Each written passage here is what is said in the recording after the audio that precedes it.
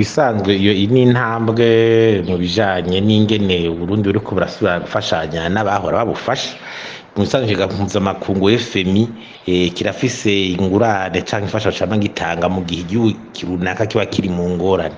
Ivyo rero turabishimye cane kuko bizotuma leta ishobora gukora n'ico kigega kugira hagaruka umwizero hagati y'abafasha Burundi na leta y'u Burundi basubire bakorane neza.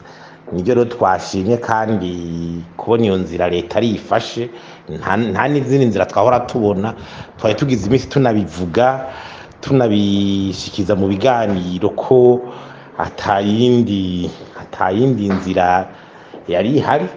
Iyo niyo nzira rero ishika kubona rero twisubiye ko bigiye gufasha igihugu mugabo ntitwobangwa amafaranga ni menshi cyane mugabo azoza araza mugabo afasha yuko haba amahinduka cyane mu vy'ingene amafaranga leta ikoresha yo tunganywa neza. Ico reka kazoca kabakungu ko FMI rero mukoranye gutyo ituma yugurura inzira n'abandi basanzwe bafasha Uburundi. Ako nakunguko rero gakomeye twibaza yuko twoterera dusaba leta yuko bobandanya ibiganiro na cane gushira mu ngiro ibyo bazoba bumvikanye kugira inyungu z'igihugu zishobore gukingirwa.